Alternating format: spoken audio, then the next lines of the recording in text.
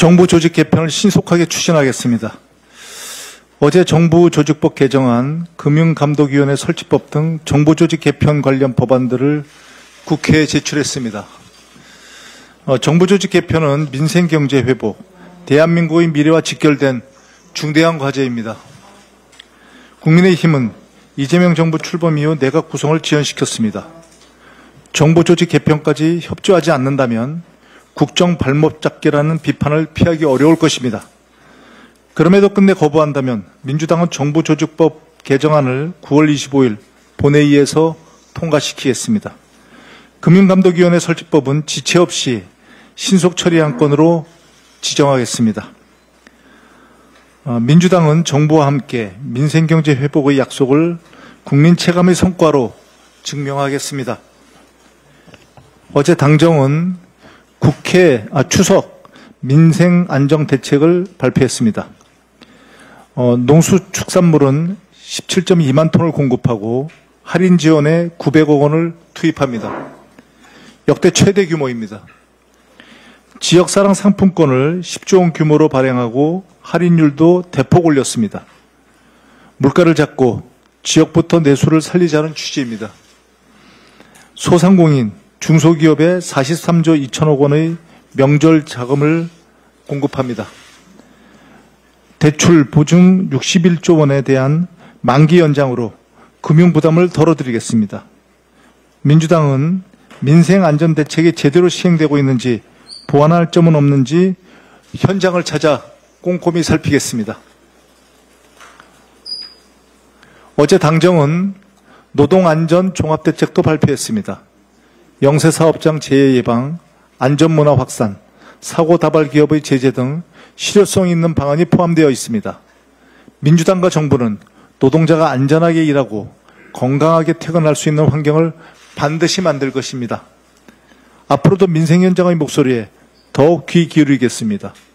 국민께서 공감하고 체감하실 수 있는 정책으로 국민의 삶을 확실하게 책임지겠습니다. 금융의 사회적 책임을 본격적으로 논의하겠습니다. 지금의 금융구조는 역설적입니다. 저신용, 저소득 서민일수록 높은 금리를 부담하고 고신용, 고소득 계층은 낮은 금리를 누립니다. 은행들은 역대급 실적과 성과급 잔치에도 늘 힘들다고 합니다. 은행이 예금이자와 신용대출 때문에 망한 사례는 거의 없습니다. 오히려 부실 투자와 부실 담보로 위기를 자초한 경우가 대부분이었습니다. 그 피해는 결국 서민들에게 돌아갔습니다. 이제는 금융이익이 사회의 공정한 성장으로 이어지도록 제도적 장치를 마련해야 합니다. 정답은 정해져 있지 않습니다. 어느 때보다 집단지성의 힘이 필요할 때입니다. 이자율의 제한, 금융기관 공동기금 마련, 인터넷 전문은행의 의무 준수 강화 등 다양한 방안을 논의할 수 있겠습니다. 공론화 과정에서 제기될 수 있는 우려와 걱정도 열린 자세로 함께 논의하겠습니다. 책임 있는 행정기관인 금융감독위원회 설치도 신속하게 추진할 것입니다. 금융약자의 눈물을 닦는 것, 그것이 경제 정의를 세우는 길입니다. 민주당이 앞장서겠습니다. 내일 저는 내란 특검의 참고인으로 진술합니다. 12.3 내란의 밤 당시 국회에서 이루어진 계엄 해제 의결과 관련된 상황을 진술할 것 같습니다. 가끔 12.3 내란의 밤을 떠올립니다. 그때를 생각할수록 주권자인 국민의 위대함과 민주주의의 소중함이 가슴 깊이 와닿습니다. 국민 여러분도 같은 마음일 거라고 믿습니다. 책임 있는 정치인으로서 진실을 밝히는 일에 최선을 다하겠습니다. 있는 그대로 사실을 진술할 것입니다. 내란을 완전히 종식시키라는 국민의 명령을 완수하기 위해 제가 할 수 있는 모든 일을 다할 것입니다. 이상입니다. 다음은 문진석 원내 운영수석 부대표의 발언이 있겠습니다. 예, 일반적으로 소비자 심리지수가 100을 넘으면 경제 회복에 대한 신뢰와 기대가 높다는 것이고 100 아래면 불안 심리가 크다는 뜻입니다. 올 1월 소비자 심리지수는 91.2에 머물러 계엄과 내란의 공포 속에 국민 심리가 크게 위축됐음을 보여주었습니다. 그런데 윤석열 탄핵이 선고된 4월에는 93.8로 반등했고 5월에는 101.8을 기록하며 불안에서 희망으로 전환되었습니다. 새로운 변화에 대한 국민들의 기대가 높다는 것을 알 수 있습니다. 새 정부 출범 이후 이러한 흐름은 더욱 뚜렷해졌습니다. 6월 108.7, 7월 110.8, 8월 111.4로 꾸준히 상승하며 국민이 체감하는 경제 전망은 점점 더 긍정적으로 바뀌고 있습니다. 어제 코스피 지수 3,400포인트 돌파는 결코 우연이 아닙니다. 블룸버그는 민주당과 이재명 정부의 시장 친화적 정책을 중요한 원동력으로 평가했습니다. 주식 양도세 대주주 기준 50억 유지는 그 연장선에 있습니다. 무엇보다 국민의 믿음과 정부 정책에 대한 기대가 시장과 경제를 함께 움직인 결과라는 점이 더 정확한 설명일 것입니다. 흔히 경제는 심리라 말합니다.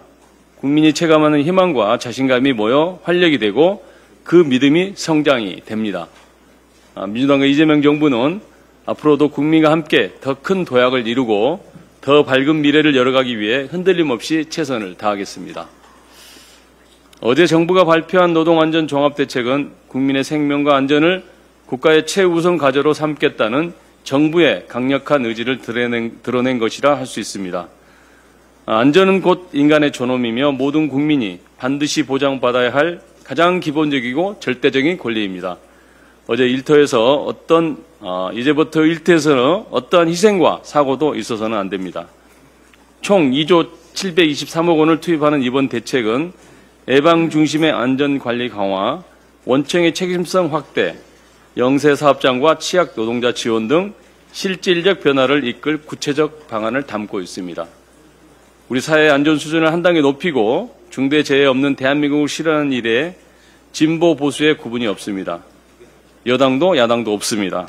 민주당은 이번 정기국회에서 안전한 대한민국을 만드는데 법적, 제도적 지원과 노력을 다할 것입니다. 국회도 국민의 생명과 안전을 지키는 일에 힘을 모아주시기를 기대합니다. 감사합니다. 다음은 허영 원내 정책수석 부대표 발언이 있겠습니다. 네, 춘천갑 출신 정책수석 허영입니다.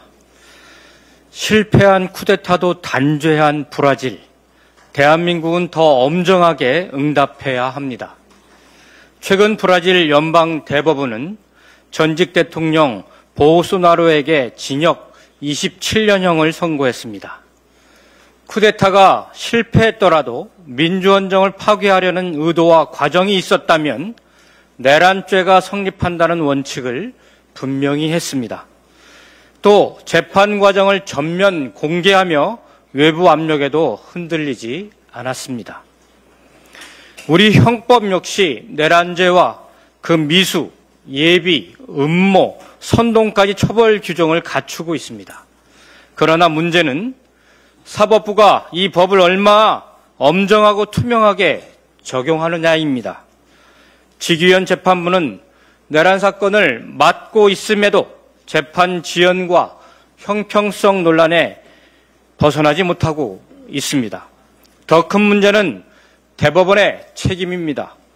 조희대 대법원장은 내란 재판의 의미와 원칙에 대해 단 한마디도 입장을 내놓지 않았습니다. 헌정 질서를 지켜야 할 최종 책임자가 침묵하는 동안 사법부는 국민의 신뢰를 잃어가고 있습니다. 재판 지연과 사법개혁은 대법관 인사청문회의 단골 메뉴입니다. 대법관 후보자들은 하나같이 재판 지연 원인으로 인력 부족을 뽑았습니다. 그런데 정작 대법관 증원은 반대합니다. 개혁을 말하면서 기득권이 흔들릴 위기에 처하자 사법권 침해라며 집단 반발합니다. 이것이 바로 국민 위에 군림하려는 법복 입은 분들의 민낯입니다. 또한 대법원은 대법관 증원 시에 1조 4천억 원이 든다며 대법관 증원을 우회적으로 반대하고 있습니다. 부지 비용만 1조 원이 든다고 합니다. 이는 서초동 기준으로 한 계산일 뿐입니다. 대법원이 반드시 서초동에 있어야 할 이유는 없습니다. 꼭 강남에, 서울에 있어야 할 이유도 없습니다. 양승태 사법농단 이후 오랜 시간 우리 국민은 사법부의 자정과 개혁을 기다려왔습니다.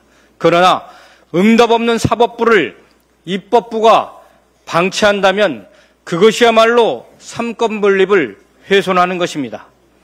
민주당은 내란 전담 재판부 설치와 민주적 통제를 통해 낡은 사법 카르텔을 해체하라는 국민의 명령을 반드시 이행하겠습니다. 두 번째 말씀드립니다. 좋은 일자리, 정부와 국회가 온 힘을 모아야 합니다. 통계청이 발표한 8월 고용 동향에 따르면 취업자 수는 3개월째 10만 명대 증가를 이어갔습니다. 그러나 늘어난 일자리 대부분은 60세 이상에 집중된 반면에 청년 취업자는 21만 9천 명 줄었고 청년 고용률은 16개월째 하락했습니다. 청년들의 취업 실패가 반복되면 구직 단념과 사회적 고립으로 이어질 수 있습니다. 특히 기업 채용 공고의 82%가 경력 사원 모집이고 신입은 2.6%에 불과합니다. 경력이 없어 취업을 못하고 취업을 못해 경력이 없는 악순환에 빠져 있습니다. 정부의 일자리 첫걸음 보장제는 의미 있지만 부족합니다. 청년이 공감할 수 있는 임금, 근무 조건을 갖춘 상식적 일자리 기준을 세우고 기업의 신입 채용 확대를 유인할 수 있는 인센티브 마련이 필요합니다. 전통적인 일자리 창출 분야인 제조업과 건설업 구조 개혁과 혁신 지원도 병행해야 합니다. 19일에 대통령께서 청년들과의 타운홀 미팅을 계획하고 있습니다. 기대합니다. 좋은 일자리를 키우려면 온 사회가 힘을 모아야 합니다. 정부가 책임 있는 해법을 내놓을 것을 촉구하며 국회도 적극 뒷받침하겠습니다. 감사합니다. 이어서 박상혁 원내 소통수석 부대표 발언 있겠습니다.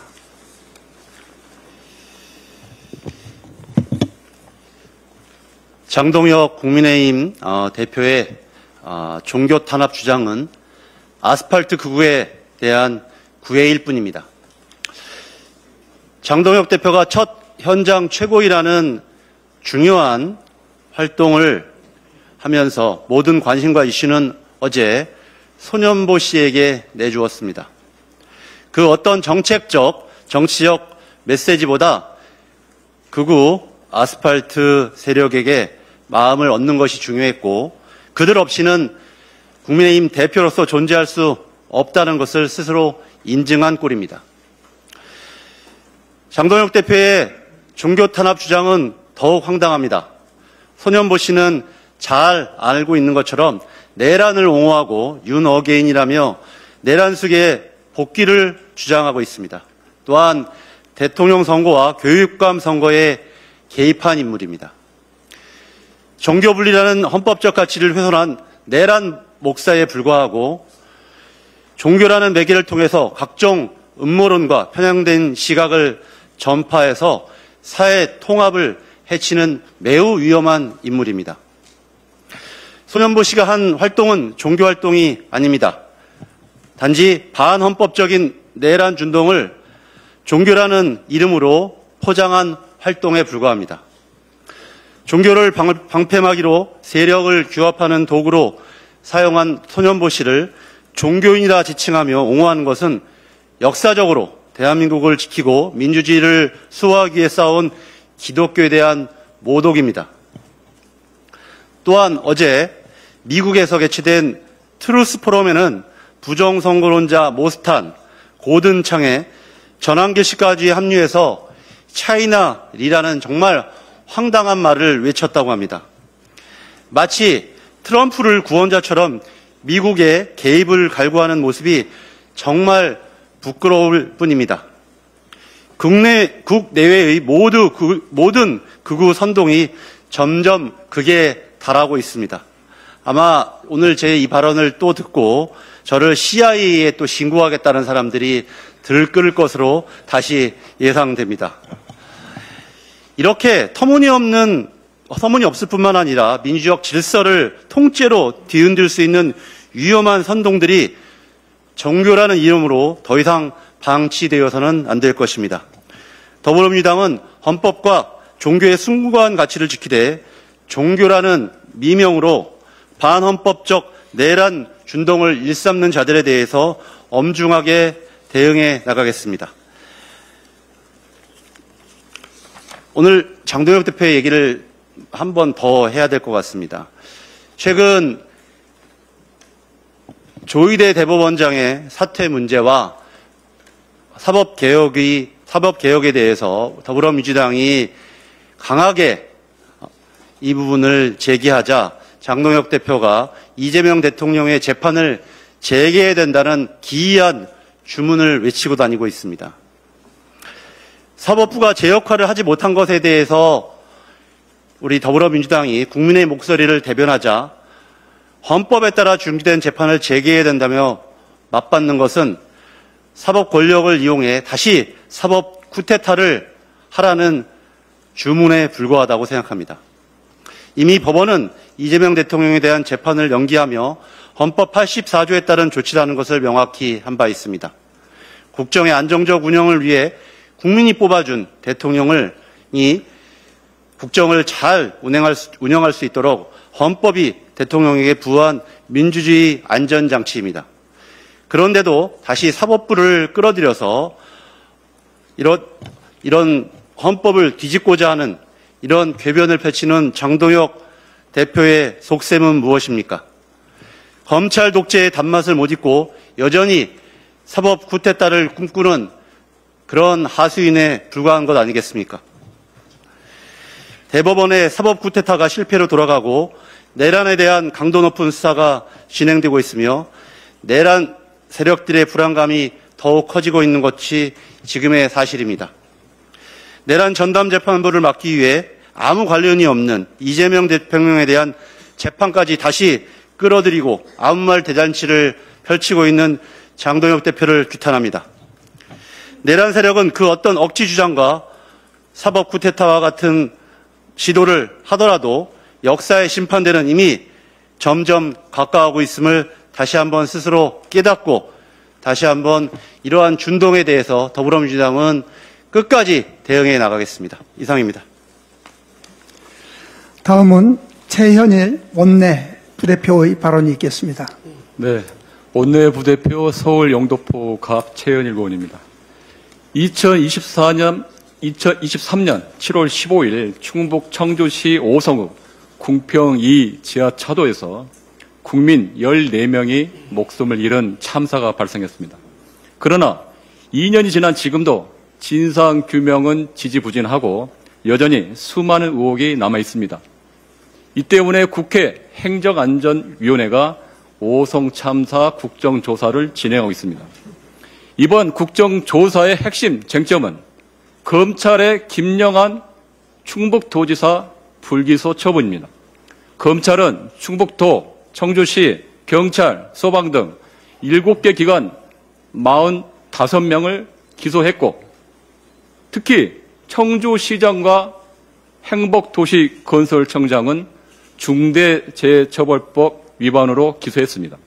그러나 정작 재난 대응의 최종 책임을 져야 할 위치에 있는 김영한 지사만은 불기소했습니다.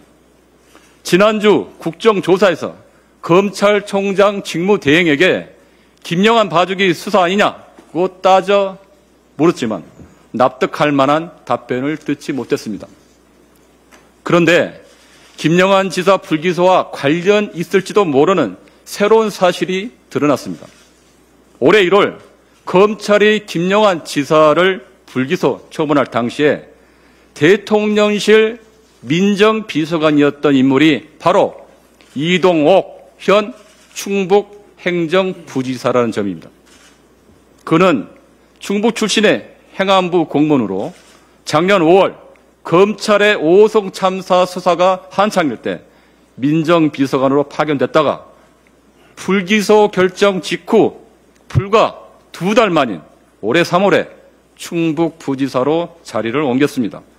그리고 내년 지방선거에서 충북 제천시장 출마설까지 거론되고 있습니다. 행안부 공무원이 대통령실 민정비서관에 임명된 것도 검찰이 김영환 지사를 불기소하고 2달 만에 충북부지사로 자리를 옮긴 것도 단순한 우연의 일치라고 보기에는 의문이 많습니다.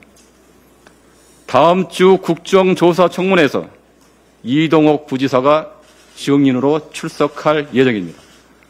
김영환 지사와 이동욱 부지사가 언제부터 어떤 교류가 있었는지, 민정비서관으로 임명된 배경과 충북부지사로 이동하게 된 과정은 무엇인지, 검찰의 불기소 결정 과정과 어떤 관련성이 있는지 등을 이번 국정조사에서 철저히 밝혀내겠습니다.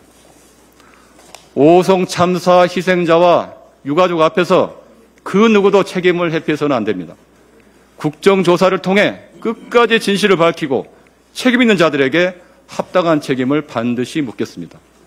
아울러 노만석 검찰총장 직무대행에게 강력히 요청합니다. 대전 고검은 현재 김영환 지사 불기소 처분에 대한 항고 사건을 8개월째 붙들고 있습니다. 충북도 공무원 7명을 기소하면서 최고 책임자인 도지사는 아무 잘못이 없다는 검찰의 판단을 어느 국민이 고지곧대로 납득할 수 있겠습니까? 검찰은 이동욱 부지사 관련 정황을 포함해 국정조사에서 지적된 문제점들을 반영하여 김영환 지사의 혐의와 기소 여부를 원점에서 재검토해 주시기 바랍니다. 이상입니다. 네, 이어서 김기표 원내 부대표의 발언이 있겠습니다. 네, 원내부대표 부천시을 김기표입니다. 사법부의 그 헌신적인 사명을 완수하기 위해서는 무엇보다 재판의 독립이 확고히 보장되어야 한다. 헌신적인 사명, 참 좋은 말입니다. 누가 한 말일까요? 놀랍게도 조희대 대법원장이 지난 12일 법원의 날 기념사에서 한 말입니다. 예, 그렇습니다. 국가와 민족을 위해 헌신적인 사명감으로 일하는 법관이라면 존경을 받아 마땅하겠지요. 객관적인 입장에서 냉정히 판단하는 법원이라면 그 권위 역시 존중받아야 마땅할 것입니다. 그러나 조희대 대법원이 그리고 직위원의 사법부가 할 소리는 아니죠. 여러분이 그렇듯 강조하는 그 사법부의 독립, 이러한 사법부의 독립을 무너뜨리고 법원의 권위를 붕괴시킨 것은 다름 아닌 이른바 희대의 파기환송심 판결을 한 조희대 대법원장이고, 말도 안 되는 이유를 갖다 붙여 내란 수계를 풀어준 직위원 재판부, 여러분 자신 아닙니까? 심판이 되어야 할 사법부가 정치 한복판에 끼어들었습니다. 스스로 플레이어가 되어 졸속 정치재판과 대선 개입을 자행하였습니다.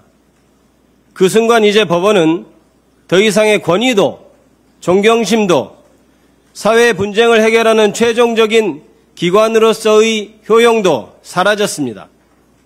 이제 국민들은 이러한 너무나 충격적인 장면들로 인해 이제 사법부의 정치적 중립성과 독립성에 근본적인 회의를 품게 되었습니다. 우리 국민은 이제 과연 사법부가 헌법수호 의지는 있는 것인지까지 묻고 있습니다. 사법부의 수장이라고 하는 조희대 대법원장은 이 질문에 최우선적으로 답하고 책임져야 합니다. 사법부가 내부의 자정 능력을 보여주지 않는다면 외부에서 단호하게 들어오는 개혁의 칼날을 맞는 것은 숙명입니다. 여러분들이 그토록 강조하는 그 헌신적인 사명을 완수하기 위해 지금 해야 할 일이 무엇인지 깊이 숙고하기 바랍니다. 조희대 대법원장은 국민 앞에 사과하고 당장 사퇴해야 합니다. 그것이 사법부 개혁의 시작입니다. 그리고 그것이 그동안 일선에서 묵묵히 두꺼운 기록과 씨름하며 올바른 판단을 위해 애써왔던 대부분의 양식 있는 법관들에 대한 진정한 죄 씻음이 될 것입니다. 조희대 대법원장은 당장 사퇴하십시오. 초선 의원이 말이 많습니다만 한 말씀 더 드리겠습니다. 나경원 국민의힘 의원에게 합계 징역 2년이 구형되었습니다. 패스트트랙 충돌 사건, 이른바 빠루 사건으로 기소된 27명에 대해 검찰 구형이 이루어진 가운데 나경원 의원에게는 벌금형에 그치지 않고 징역형이 구형된 것입니다. 죄의 무게가 남다르다는 것을 잘 알 수 있습니다. 사법권을 경시하는 태도는 국민의힘의 기본 소양입니까? 결심 공판이 나오기까지 무려 5년 8개월을 끌었지만 결국 징역형의 구형을 피하지 못했습니다.